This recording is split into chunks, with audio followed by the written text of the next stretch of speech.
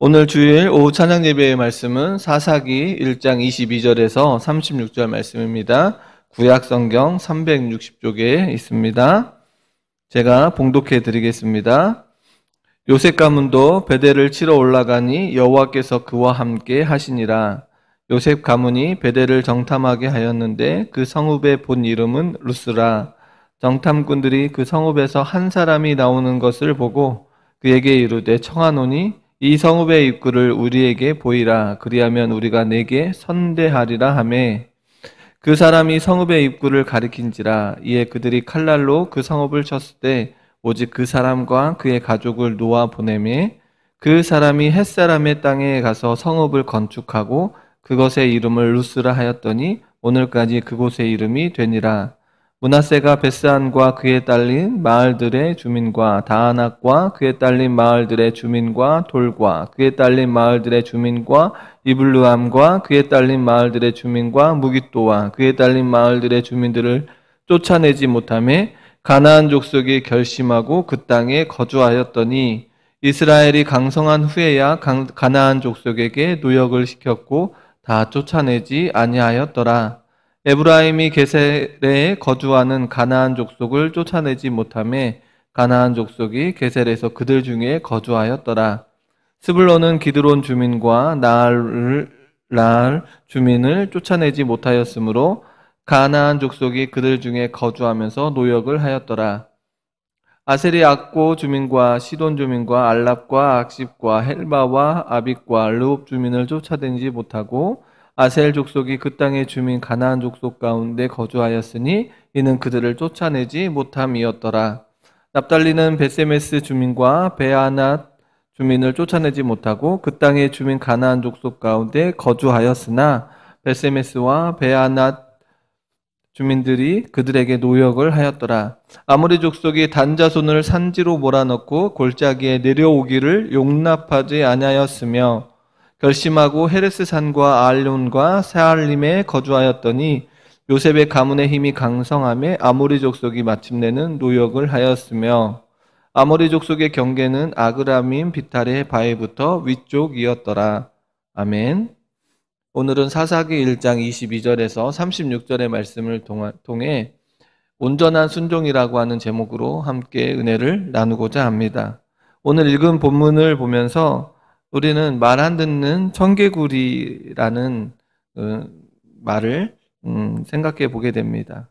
말 안 듣는 청개구리 같은 이스라엘 백성들을 살펴보게 됩니다.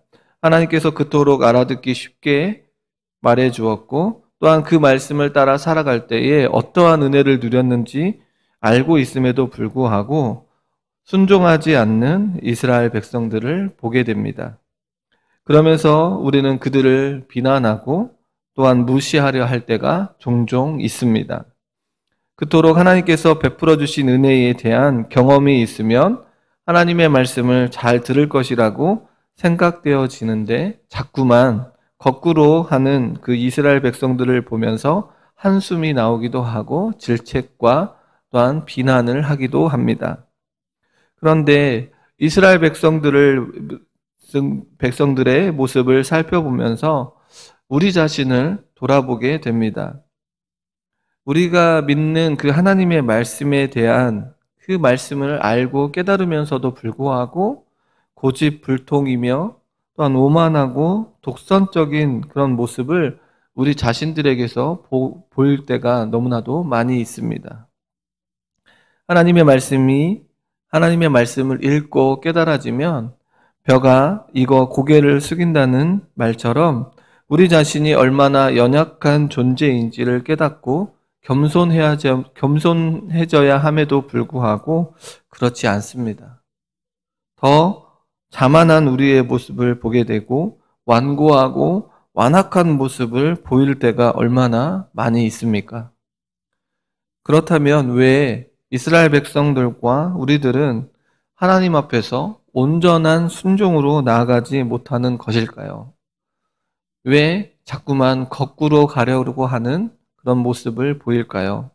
오늘 본문을 살펴보면서 온전한 순종으로 나아가지 못하는 그런 이유를 살펴보고 그 이유에 대한 답을 찾으면서 찾아 하나님 앞에 온전한 모습으로 서는 온전한 순종으로 나아가는 그런 하나님의 자녀들이 다 되길 주님의 이름으로 소원합니다. 오늘 본문 22절에서는 유다와 베냐민 지파에서 요셉 가문의 이야기가 등장합니다. 유다와 베냐민 지파를 넘어 이제 요셉 가문의 이야기가 등장하는데, 요셉 가문도 베델을 치러 올라가는데 누가 함께 하고 있다고 말하고 있습니까? 사사기 1장 21절 후반에 보면 여호와께서 그와 함께 하시니라 라고 말하고 있습니다. 여호와 하나님께서 요셉 가문과도 함께 합니다. 하나님께서는 선택된 민족인 이스라엘 백성들과 함께 하시겠다고 말씀하시며 그 약속을 지키고 계십니다. 요셉 가문은 베델을 치러 가는 과정 속에 먼저 누구를 보내냐면 정탐꾼을 보냅니다. 이러한 장면을 어디에서 볼 수 있냐면 여호수아가 여리고에 정탐꾼을 보낸 모습과 비슷한 것을 알게 됩니다. 여호수아 2장 1절에 보면 눈의 아들 여호수아가 시딤에서 두 사람을 정탐꾼으로 보내매 이르되 가서 그 땅과 여리고를 엿보라 라고 말하고 있습니다. 이렇듯 여호수아가 정탐꾼을 보내는 장면과 지금 베델을 치러 올라가는 그 장면 속에 정탐꾼을 보내는 그런 요셉 가문의 모습과 비슷한 것을 보게 됩니다. 그런데 요셉 가문의 베델을 치러 가는 과정 속에서 보낸 정탐꾼의 내용과 여호수아가 보낸 정탐꾼의 내용이 비슷하긴 하지만 조금의 차이가 있습니다.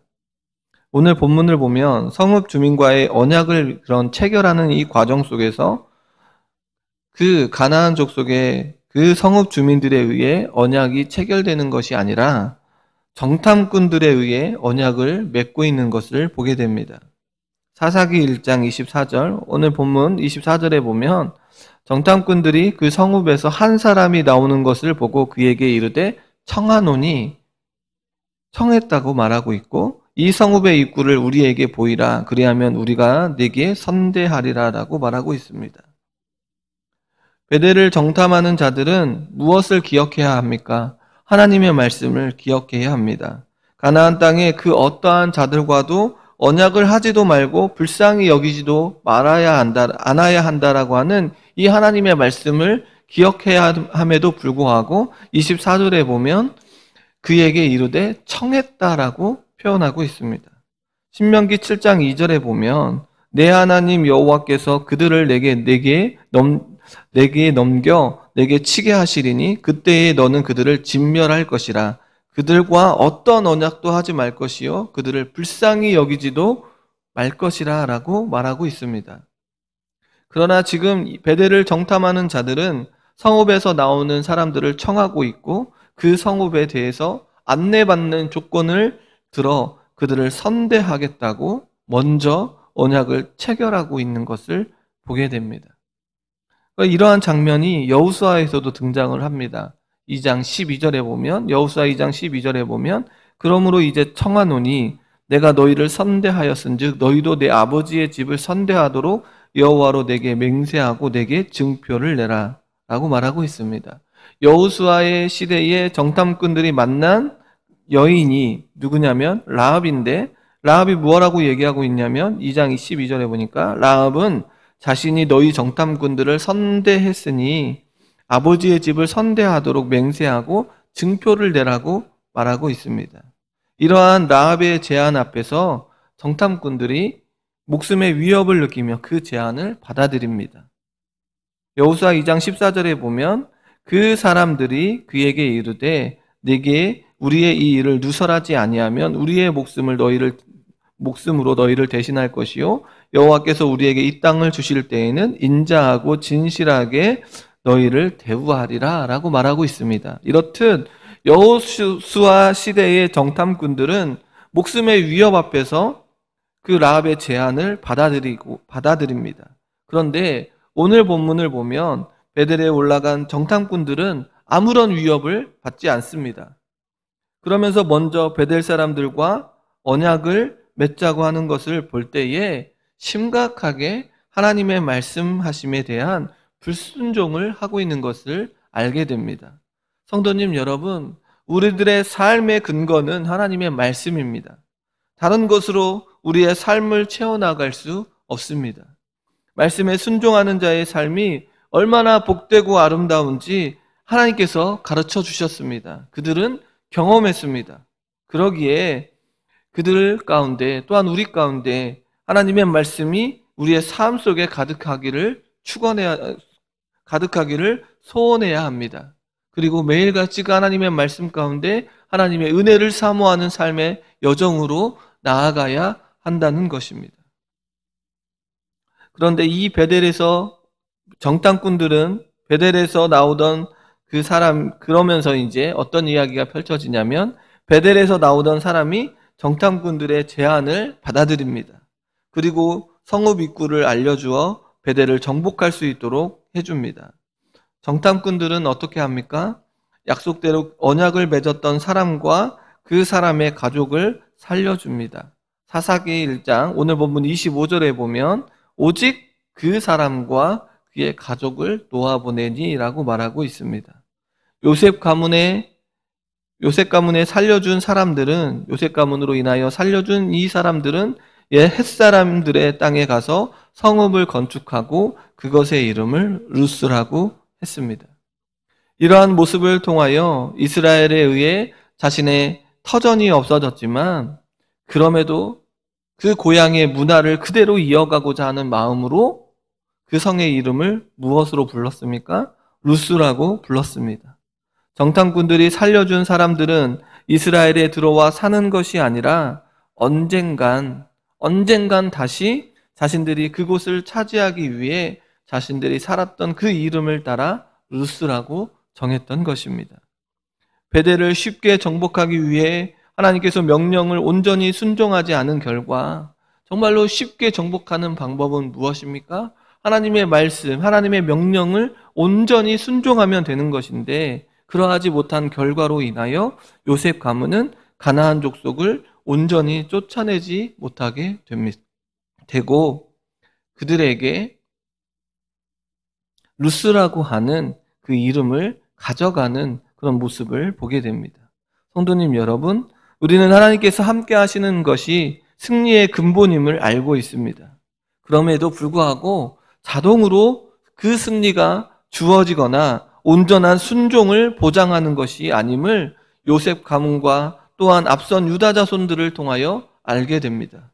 하나님의 도우심을 입고 있음에도 불구하고 하나님께 온전히 순종하지 않을 수 있음을 두 지파를 통하여 알게 되고 또한 앞으로의 지파들을 통하여서도 우리는 알 수 있습니다. 이러한 하나님 앞에서의 불순종은 하나님의 임재가 주는 유익을 누리지 못하게 됩니다. 온전한 순종으로 나아가지 못하면 하나님의 임재와 하나님의 함께하심을 경험할 수가 없습니다. 그러므로 우리 역시 하나님 앞에 온전히 순종하는 것이 얼마나 어려운 일인지를 깨닫고 철저히 하나님의 뜻에 살기 위해 몸부림을 쳐야 합니다. 더 하나님께 매어 달려야 합니다.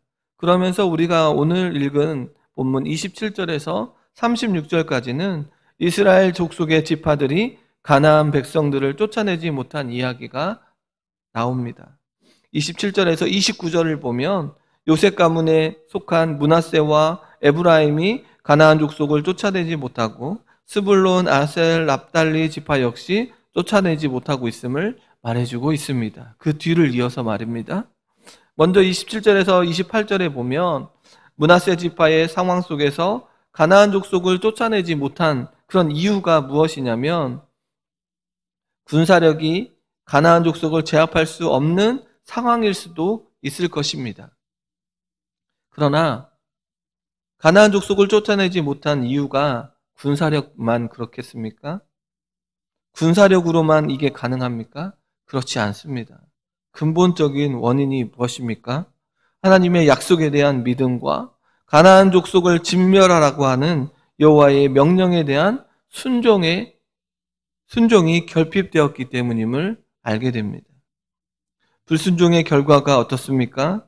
가나안 사람이 결심하고 그 땅에 거주하게 됩니다. 오늘 본문 27절 하반절에 보면 가나안 족속이 결심하고 그 땅에 거주하였더니 라고 말하고 있습니다. 이는 므낫세 지파의 공격과 정복 의지가 보이지 않자 가나안 사람들이 무엇을 합니까? 결심을 하고 또한 그곳에 거주하기로 결정하게 됩니다. 이러한 모습은 28절에 보면 더 구체적으로 보여지는데, 왜냐하면 이스라엘이 강성한 후에 그들을 정복하고 진멸함에도 불구하고 진멸하기는커녕 어떻게 하고 있습니까? 이스라엘이 강성한 후에야 가나안 족속에게 노역을 시켰고 다 쫓아내지 아니했다고 오늘 본문 28절은 말해주고 있습니다. 이스라엘이 강성해졌습니다. 가나안 족속을 모두 진멸시킬 힘이 있었습니다. 그런데 그들은 어떻게 했습니까? 진멸하지 않았습니다. 도리어 가나안 족속에게 노역을 시켰습니다. 이스라엘이라고 하는 단어가 한 지파를 의미하는 것이 이스라엘이라는 단어, 한 지파가 이스라엘 전체를 뜻하고 있는 것입니다. 이 단어가 바로 온 지파를, 이스라엘 전체를 말하고 있습니다. 그러기에 이 노역을 시키는 일은 이스라엘 전체에게 지금 전해졌다라는 것입니다. 이 노역을 시키는 이 문제는 가나안 문화의 특징 중에 하나입니다. 열왕기상 9장 21절에 보면 곧 이스라엘 자손이 다 멸하지 못함으로 그 땅에 남아있는 그들의 자손들을 솔로몬이 노예로 역군을 삼아 오늘까지 이르렀으되라고 말해주고 있습니다. 솔로몬 시대에도 남아있는 가나안 족속으로 노예를 삼았다고 말하고 있습니다. 이러한 모습을 통해 솔로몬의 시대의 힘을 보여주기도 하지만 폭력적인 그 모습이 그대로 남아있는 것을 우리는 알 수 있습니다. 이러한 모습, 이렇게 가나안 문화에 동화되어져 가는 이 모습을 우리는 앞에서도 봤는데, 유다 지파가 아도니베섹의 엄지손가락과 엄지발가락을 자르는 장면을 통하여 가나안 문화에 흡수되어져 가는 이스라엘 백성들을 보게 됩니다.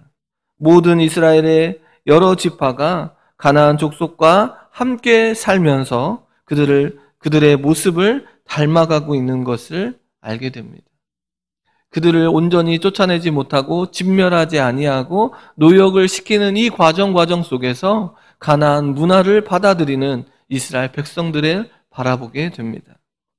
유다 지파와 요셉 지파에게 여호와께서 함께 하셨다라는 말은 했지만 그 이후의 지파들에게는 이러한 언급이 나오지 않고 있습니다. 그만큼 여러 지파들이 가나안 족속들을 쫓아내지 못하고 그들과 함께함으로 그들의 문화에 빠져가는 것을 알 수 있습니다. 이러한 모습을 하나님께서는 경고하셨습니다. 그리하여 그들을 진멸하라고 말씀하셨는데 불순종으로 나아가는 그런 이스라엘 여러 지파들의 모습을 보게 됩니다. 29절 이후에 나오는 스불론, 아셀, 납달리를 보면 가나안 족속이 그들 중에 거주했고 노역을 했다고 말하고 있습니다. 이러한 표현을 통하여 가나안 사람들이 얼마나 깊이 이스라엘 백성들의 삶 가운데 들어와 있는지를 보여줍니다. 이스라엘 백성들이 가나안 족속과 함께 살아간다는 것은 하나님 앞에서 거룩한 백성으로 살아가야 하는 그런 정체성을 버리고 종교와 문화에 혼합된 모습으로 살아가고 있음을 적나라하게 보여주고 적나라하게 드러내고 있습니다. 이러한 이스라엘 백성들에게 필요한 것은 힘과 능력이 아닌 무엇입니까? 하나님의 말씀과 기도함으로 나아가야 한다는 사실입니다. 이러한 백성들에게 필요한 것은 힘과 능력이 아닌 말씀과 기도임을 깨달아야 합니다. 그러면서 이러한 상황 속에서 32절과 33절을 유심히 보기를 원합니다. 하나님의 말씀과 기도로 나아가지 않으면 어떠한 인생으로 나아갈 수밖에 없습니까? 아셀 지파와 납달리 지파는 가나안 문화 중앙으로 점점 가나안 문화 중심으로 들어가고 점점 하나님과 멀어지게 되는 것을 알 수 있습니다. 앞선 지파들은 가나안 족속들이 그 지파 중에 거주했다고 말했지만 아셀과 납달리 지파는 그들이 가나안 족속 가운데 거주했다고 말하고 있습니다. 에브라임과 스불론 지파는 자신들이 그 땅 가운데 주인처럼 행동하며 나아갔지만 아셀과 납달리 지파는 가나안 사람이 주인이 되고 그들이 종속이 되어 그들 가운데 거하고 있음을 말해주고 있습니다. 이러한 주도권의 바뀜의 극을 보여주는 지파가 바로 단지파인데 앞선 지파들을 보면 지파들이 먼저 나오고 그 후에 가나안 족속들이 등장하는데 단지파는 어떻습니까? 오늘 본문 34절에 보면 아모리 족속이 단자손을 산지로 몰아넣고라고 말하고 있습니다. 단자손이 먼저 나오는 것이 아니라 아모리 족속이 먼저 나오는 것을 알 수 있고 단자손은 알게 됩니다. 단자손은 더 나아가 아모리 족속의 힘에 밀려 자신들에게 주어진 땅을 제대로 차지하지 못하게 됩니다. 이러한 모습을 통하여 단자손이 결심하고 전복 전쟁에 나서야 하지 않겠습니까? 단자손이 결심을 하고 하나님의 말씀을 붙들고 하나님이 힘을 달라고 하나님 함께 해달라고 기도하며 나아가야 함에도 불구하고 도리어 아모리 족속이 결심하고 자신들의 땅에 계속해서 거주하기로 마음을 정하게 됩니다. 지금 이스라엘 백성들이 결심하고 그들을 붙들고 하나님 앞에 나아가 함께 하기를 소원하고 나아가야 함에도 불구하고 도리어 정반대의 모습을 보게 됩니다. 단지파는 이제 더 이상 자신의 기업을 지킬 수 없을 정도의 모습이 되었습니다. 그럴 때에 이 기업의 정복 사업이 누구에게 넘어가게 됩니까? 요셉 족속에게 넘어가게 됩니다. 35절, 오늘 본문 35절 하반절에 보니 요셉 가문의 힘이 강성함에 아모리 족속이 마침내는 노역을 하였다라고 말해주고 있습니다. 요셉 가문의 힘이 강성해졌으면 아모리 족속을 또한 어떻게 해야 합니까? 진멸해야 합니다. 그럼에도 불구하고 그들을 쫓아내기는커녕 다른 지파와 동일하게 노역을 시키며 자신들의 유익을 누리게 됩니다. 이러한 이스라엘의 백성들의 불순종의 모습을 우리는 마지막 한 절로 더 깊이 알게 되는데 본문 36절입니다. 아모리 족속의 경계는 아그라밈 비탈의 바위부터 위쪽이었더라 라고 말해줍니다. 성도님 여러분, 이스라엘 백성들이 지금 치르고 있는 이 가나안 정복 전쟁에서 자신들이 얻은 그 땅을 어떻게 해야 합니까? 경계를 나타내야 해야 되지 않겠습니까? 하나님께서 정복해라고 명령하셨던 그 땅 하나하나를 경계로 삼고 하나님께서 이러한 축복을 허락해 주었나라고 나타내야 함에도 불구하고 지금 아모리 족속의 경계를 묘사하고 있습니다. 이 묘사를 통하여 아모리 족속이 자신들의 구역을 확실하게 가지고 있을 만큼 무엇을 확보했다는 것을 알 수 있습니까? 안전을 확보하고 있음을 보여주고 있습니다.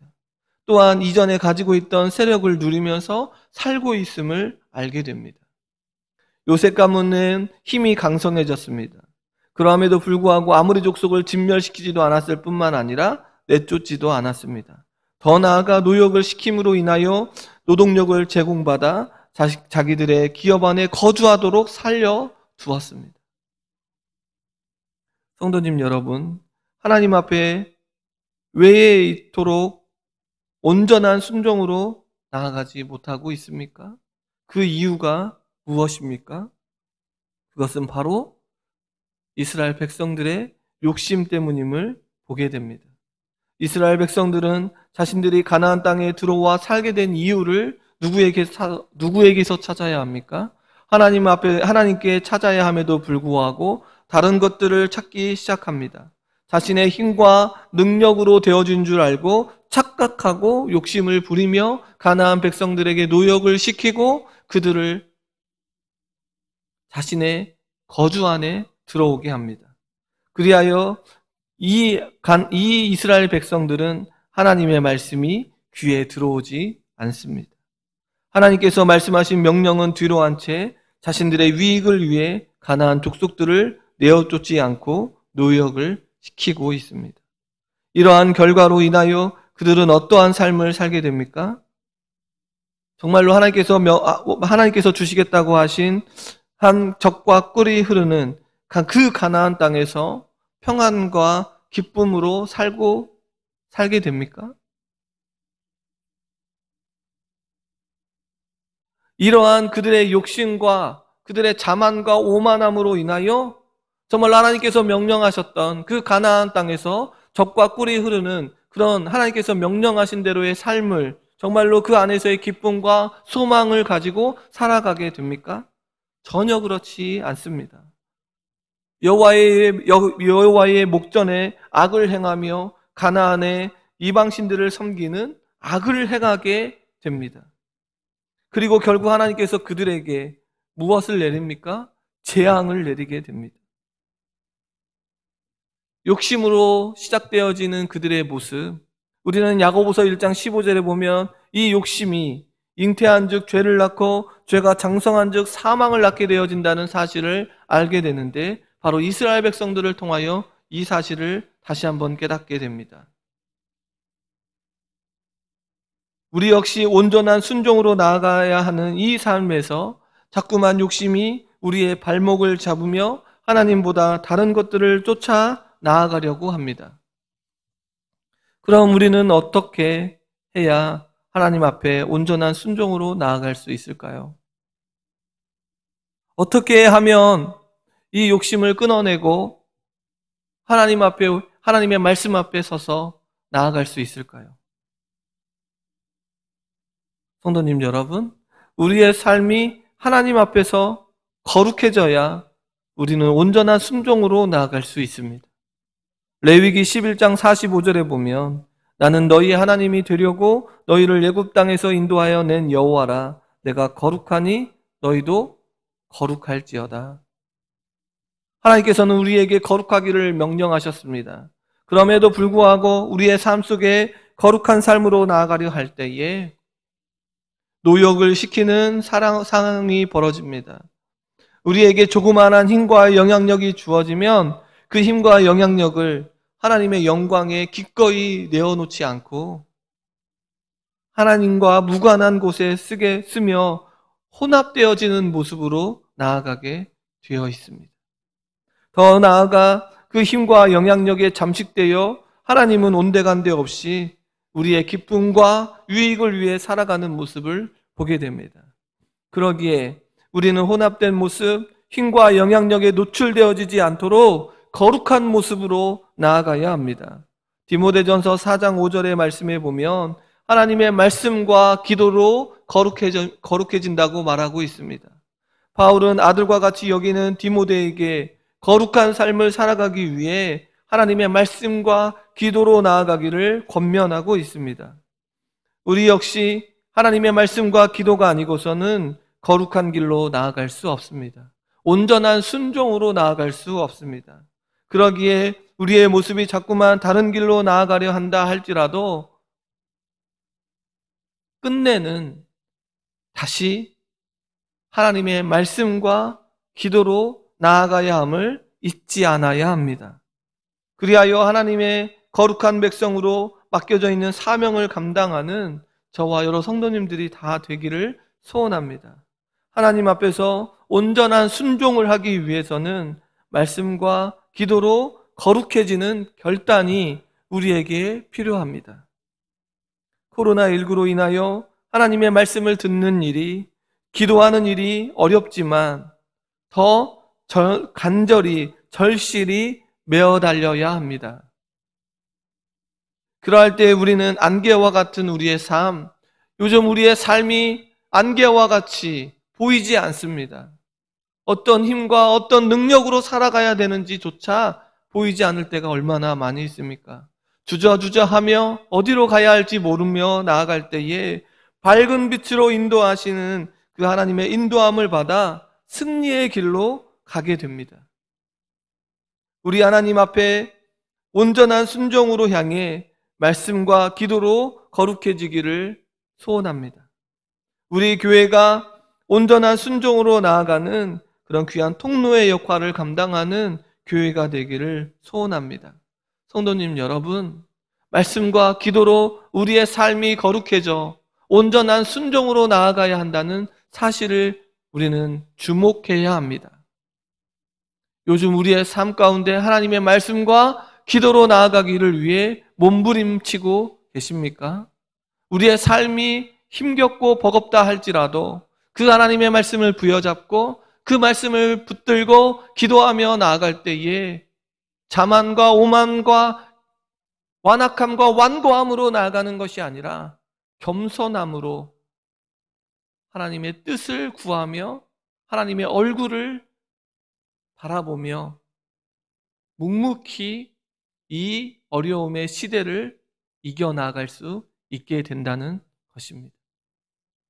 하나님의 말씀과 기도로 거룩해져 온전한 순종으로 나아가 하나님의 영광을 드러내는 그런 귀한 하나님의 자녀들이 다 되기를 주님의 이름으로 축원합니다.